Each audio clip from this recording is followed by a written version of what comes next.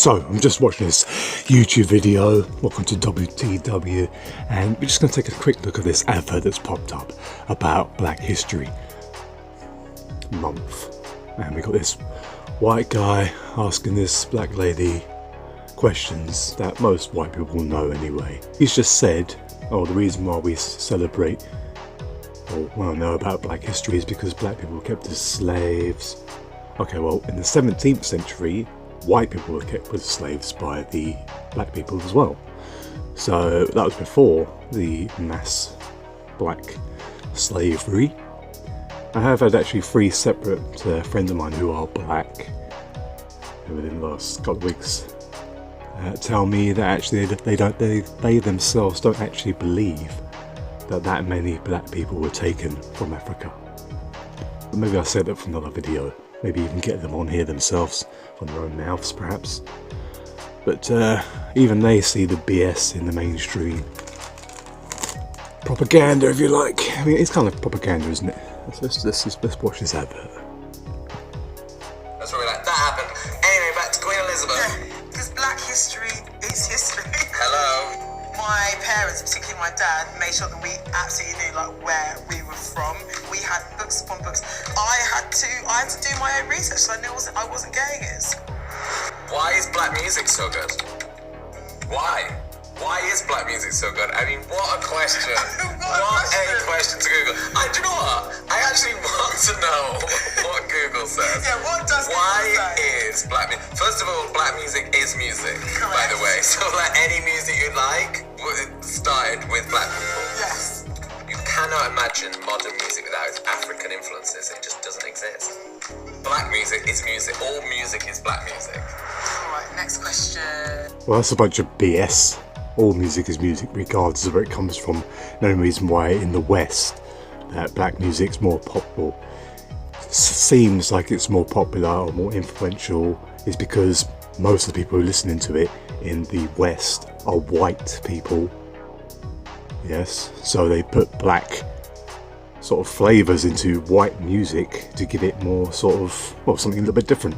It's a bit like the new movie, lots of things, very similar sort of comments about the new movie 10 Rings, Shang-Wu 10 Rings from Marvel, and a lot of people in the comments saying, oh look, it's just Marvel pandering to China, blah blah blah, and glorifying China, blah blah blah blah. No, they put these Chinese style movies with the Chinese dragons and the mythical creatures and the martial arts into the movies because it's different from the Western sort of standard stuff. That's what it is, and it's popular amongst Western audiences. Yeah, a bit like, I mean, it's not, I mean, the 10 Rings isn't the first time we've had a Asian style influenced movie. There's been loads of them all the way back since sort of the 80s, 70s and 80s with Jackie Chan, Bruce Lee, Jet Li, loads. You know, in fact, that 10 Rings movie takes influences from a whole bunch of movies that I've seen before. To say that, why is black music so good? Well, music's just good in general. You're just generally a white market, and the black stuff, black sort of influence music sounds fresh, you know. The only reason why Dr. Dre became a multi-millionaire / billionaire is because he targeted the white suburban person. The white suburban person with black music to make money from it. There's more money in the sort of white dominant Western world, if you like, than what there would ever have been with amongst black populations, because they're smaller for a start. You know, you want to sell to the masses, you want to target white people or white kids. Yeah, that's why black music's, or black music influenced music, is popular. And it is true, some of the first rock bands, some of my first types of music that most white Westerners ever heard was from black people. But music comes from anywhere, it doesn't matter what your race is. Why do we need... It's like classical music thing again. If you listen to the most classical music, right, the music that appears in all these movies, that's predominantly been white people making that music. Yeah, it's a white person's or white or European music. Historically, even to this day, is dominated by white people, and there is no movie or game that doesn't feature this kind of epic kind of music, strings, violin, the piano, all made by white people, yeah, originally. And many black music artists, they used that white classical music to make their hip-hop albums.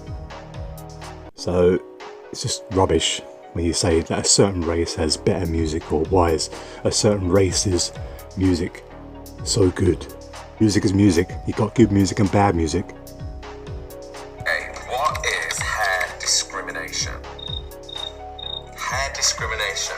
And I don't know about discrimination, but I know that there's a lot of do's and even more don'ts around black hair. Yes. And a lot of people. So I've done a video before about this guy. He's got a white mother. He was on GMTV, and then they were saying about how the school's racist because they won't allow him to have his afro. But the school also doesn't allow people to have a Mohican in school either. Doesn't matter what colour your skin is or what race you are, hair has to be in appropriate length. And they made a big drama about this boy not being able to have an afro, but inappropriate hair is inappropriate hair regardless of your skin colour. And like I said in that previous video, I know white people who have big afro style hair. It's not a black thing either. And that white person would be told to tie their hair up or get their hair cut to fit in with the school's policy, even if they're white. It doesn't make any difference. But they want to make a big drama about it and say it's racist to say to these black people you can't have dreadlocks or you can't have an afro in the school. When they say the same thing to a white person, they come in with an afro or untidy hair or hair that's too long or hair tied in plaits. It's not a race thing, but they want to make it a race thing. Wanting to touch black hair or ask questions or be like, hey, what's your hair like? Or is that real? Or can I just do that? Like, I know that happens. So hair discrimination is a thing. There are do's and don'ts around black hair because I think it's kind of exoticized and it's very othered, you know, in Western societies. I think there is just this assumption that people can like treat you like a zoo animal because you got a 4C hair follicle. Yeah. Or you see people being like, oh my god, your hair's like so like fun. Yeah. Or wacky or crazy. Yeah, or crazy. And which is like, no. nuts. It's like no, it's just black. Yeah, it's just afro. What does the progress pride flag mean?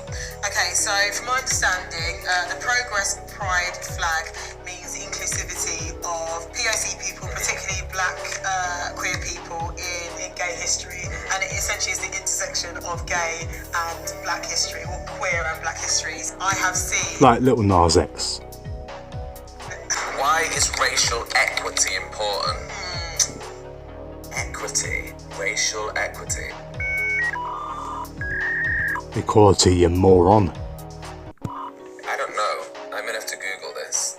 Equality means each individual or group of people is given the same resources or opportunities. Equity recognizes that each person has different circumstances and allocates the exact resources and opportunities needed to reach an equal outcome.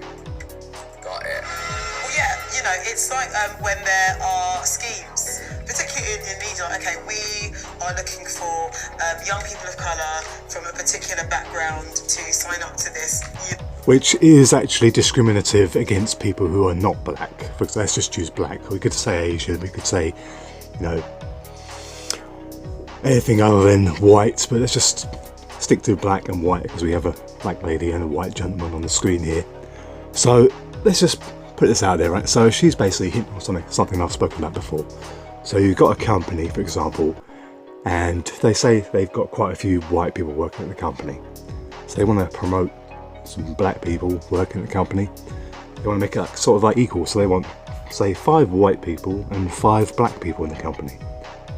But that means you're about 50 times less likely to get the job at this place if you are white, because there are more white people than black people in this country. Black people number around about 1.8 million, whereas white people in this country sort of around about 51 million. So you're about 50 times less likely to get a job in these companies that want equal rights. Now, way back in 2005, I was trying to get a job at Wilkinson's, now called Wilco, and they literally told me, they were one of the first companies I knew of to do this equality stuff, and on their advert they had 2 white people, 2 black people, 2 Indian people, 2 Chinese people, and they said, oh, equality, blah blah blah blah blah. They told me that I can't get a job there because I'm white. Back then. I said, sorry, we can't employ you because you're white. I said, what do you mean? Well, we need to employ an equal amount of white people versus black people versus Indian people, as you can see on our equality sort of banner here. I said, well, isn't that racist towards white people? And I was like, yeah, we're finished now. You need to leave now. And then I tried to get a job at Asda, a supermarket. For you Americans out there, it's a bit like Kmart or Walmart.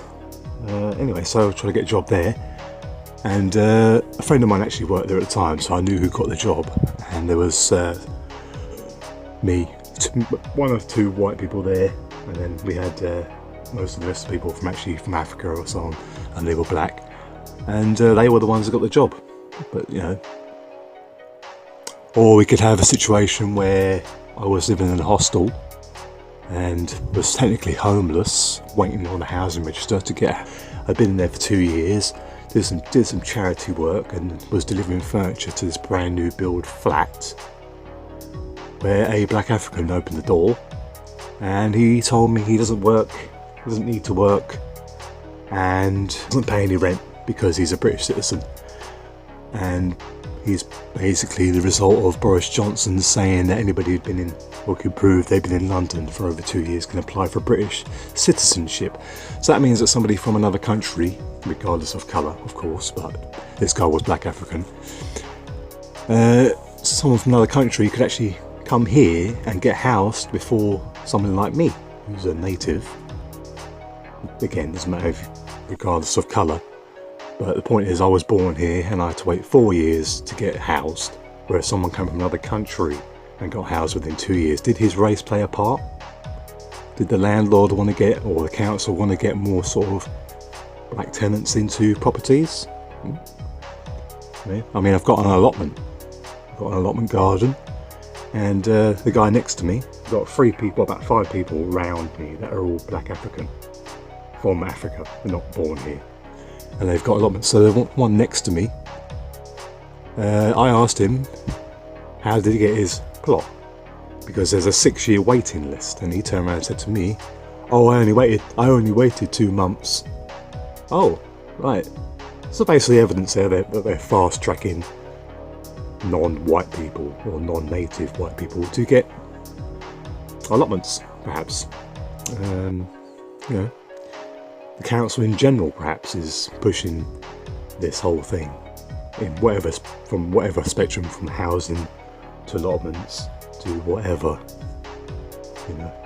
So that's what I see personally, in my evidence as well. But in order to give them a chance to, it's about leveling the playing field essentially, and maintaining that. What is black excellence? I totally know why someone's Googled that. I think. Do people really Google these things? They seem a bit abstract.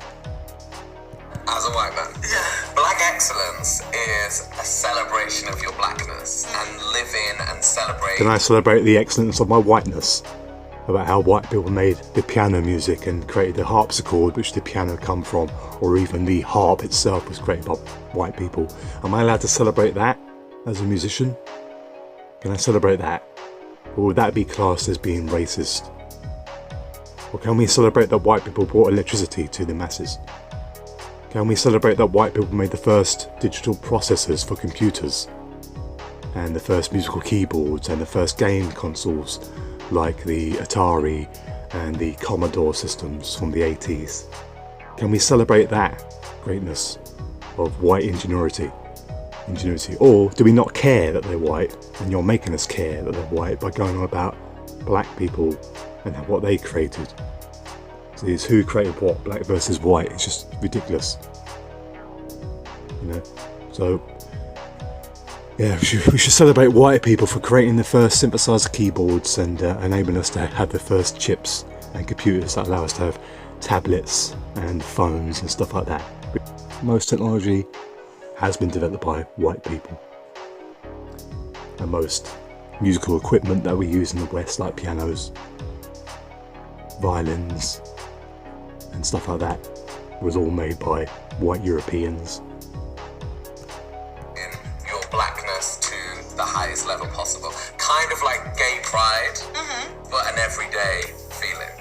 I've been clocking a lot online in like some conversation circles, and I thought, yeah, that's so true. So, how about black mediocrity? Would love it. Yeah. A lot of young black children, I mean, I know I was taught this, is that, you know, you've got to work twice as hard to be considered just as good. Like, you don't have the chance to be mediocre and get away with it. Yeah. Could that be because there's less of you in this country? Perhaps. You know, they kind of don't really focus on the fact that there's more white people in this country than what there is black people. So obviously you're going to get more, you're going to have to work harder to get yourself seen as a black person. Yes, of course. Because there's less of you. It's just not really, it's not our fault that's just the way it is. What is casual racism? Ooh, casual racism. Like a casual thing to let me know that I'm gay and they know that I'm gay. That's a casual racism. Yeah, a microaggression. But the gag is, there's nothing over casual about it. Never been a better time for us to be able to have these conversations and it actually not to be awkward. Anyway, I speak to quite a lot of people I know who are black, and they actually themselves don't like all these campaigns and this, you know, Black Lives Matter month and stuff like that. They don't really like it that much. It's kind of annoying to them. But, you know, maybe I'll let them speak for themselves if they want to. But I'll leave it there. Goodbye.